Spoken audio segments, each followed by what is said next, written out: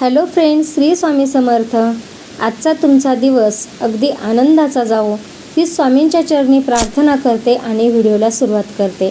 तर आजच्या व्हिडिओमध्ये आपण पाहणार आहोत की येत्या सोमवारी 8 तारखेला सोमवती अमावस्या येत आहे आणि या दिवशी आपल्याला काय सेवा, काय उपाय करायचे आहेत त्याच्याविषयी आपण जाणून घेणार आहोत.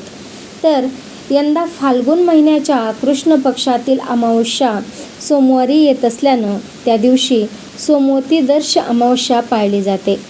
हिंदू मराठी वर्षातील ही शेवटची अमावस्या 8 एप्रिल रोजी आहे. तर सोमवती अमावस्येला स्नान, दान आणि पूजेला विशेष महत्त्व आहे. तर पूर्वजांची कृपा ते तृप्त राहण्यासाठी या अमावस्येला विशेष उपाय करता येऊ शकतात. तर पितृदोष असल्यास जीवनात अनेक समस्या आपल्याला येत असतात. कुटुंबाची प्रगती खुंटत असते. तर यासाठी सोमवती अमावस्येला पितरांना प्रसन्न करण्याचे कोणते उपाय करायचे आहेत, काय सेवा करायच्या आहेत, तर ते आज आपण पाहणार आहोत. तर सोमवती अमावस्या तिथीचा प्रारंभ 7 एप्रिल उत्तर रात्री 3:21 होत आहे आणि अमावस्या तिथीची समाप्ती 8 एप्रिल रात्री 11:51 समाप्त होत आहे.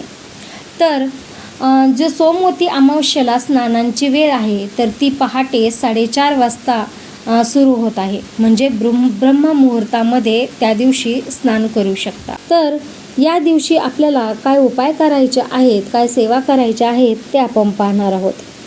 तर सर्वात प्रथम म्हणजे सोमवती अमावस्येला सकाळी स्नान करावे. त्यानंतर पितरांचे स्मरण करून त्यांना जल अर्पण करावे.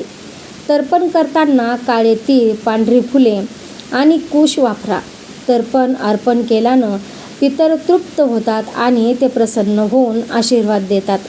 त्यांच्या कृपेने संतती, संपत्ती, सुख समृद्धी आपल्या घरामध्ये वाढत असते. आता हे जे तर्पण आहे, तर्पण अर्पण जे आहे तर हे आई वडील जर नसतील तर त्यांनी, ज्यांचे आई वडील नाहीत त्यांच्या मुलांनी करायचे आहेत. याचा नातवाला अधिकार नाही, कारण आई वडील गेल्याच्या नंतरून स्वतःचे आईवडिलांचे हे तर्पण अर्पण करायचे असते. तर दुसरी गोष्ट म्हणजे सोमवती अमावस्येला स्नान करून दान केल्यानंतर पिंपळाच्या झाडाच्या मुळास पाणी द्यायचे आहे.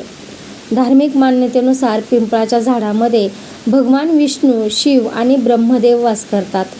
पिंपळाच्या झाडाची सेवा आणि पूजा केली तर पूर्वजांना लाभ होतो, त्यांचे दुःख संपते आणि त्यांना मोक्ष प्राप्त होतो आणि मग ते आपल्याला भरभरून आशीर्वाद देतात. दुसरं म्हणजे सोमवती अमावस्येच्या दिवशी स्नानदान करून अशोकाचे झाड एखादे आपण लावावे आणि रोज त्याची सेवा करावी. अशोक वृक्ष भगवान श्री हरिविष्णूंना प्रिय असल्याने त्यांच्या कृपेनेच माणसाला मोक्ष प्राप्त होतो. पितरांना प्रसन्न करण्यासाठी सोमवती अमावस्येला अशोकाचे झाड लावावे. पितृपक्षातही हा उपाय तुम्ही करू शकता.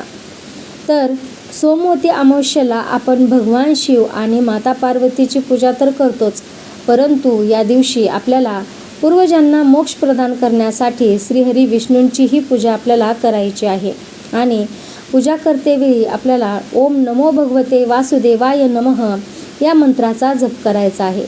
पूजेतून मिळालेले पुण्य आपल्या पूर्वजांना अर्पण करायचे आहे. ही गोष्ट त्यांना आनंदित करेल आणि तुम्हाला ते भरभरून आशीर्वाद देतील. सोमवती अमावस्येला शंकराला बेलपत्र अर्पण करा आणि शिवलिंगाचा जलाभिषेक करा. या उपायानेही पितृदोष दूर होऊ शकतो. त्यानंतर अमावस्येच्या दिवशी पिठात तीळ मिसळून रोटी बनवून गाईला खाऊ घाला. यामुळे घरात सुख शांती नांदते. त्यानंतरून अमावस्येला आंघोळीनंतर पिठाचे गोळे बनवा. या गोळ्या माशांना खायला द्या. या उपायाने अनेक समस्या दूर होतात. अमावस्येच्या दिवशी आपल्या पितरांचे ध्यान करून गरजू किंवा गरिबांना दान करायचे आहे. अमावस्येच्या दिवशी पितरांसाठी गीतेच्या 7व्या अध्यायाचे पठण करायचे आहे. अमावस्येच्या दिवशी पाण्यात तीळ मिसळून दक्षिण दिशेला अर्पण करा. असे केल्याने पितर आशीर्वाद देतात. अमावस्येच्या दिवशी दुधात आपली सावली पहा आणि हे दूध काळ्या कुत्र्याला पाजू घाला. यामुळे मानसिक तणाव दूर होतो. अमावस्येला संध्याकाळी ईशान्य कोपऱ्यामध्ये दिवा लावायचा आहे. वातासाठी लाल रंगाची धातू वापरायचा, म्हणजे जी आपण कापसाची वात जी असते तर त्याला तुम्ही कुंकवाने थोडंसं लाल करू शकता. यामुळे माता लक्ष्मी प्रसन्न होते. अमावस्येला मुंग्यांना साखर मिसळलेले पीठ खायला द्यावे. याने तुमच्या सर्व काही मनोकामना पूर्ण होतील. तर या पद्धतीने आपल्याला काही ह्या सेवा म्हणा व उपाय म्हणा या पद्धतीने आपल्याला करायचे आहे, जेणेकरून आपल्या पितरांना, आपल्या पूर्वजांना मोक्ष प्राप्त होईल आणि ते आपल्याला भरभरून आशीर्वाद देतील. तर आजच्या व्हिडिओमध्ये एवढेच. आजचा व्हिडिओ जर तुम्हाला आवडला असेल तर व्हिडिओला लाईक करा, शेअर करा, चॅनलला सबस्क्राईब करा. भेटूया अशाच नवीन एका माहितीसोबत पुढच्या व्हिडिओमध्ये. तोपर्यंत श्री स्वामी समर्थ.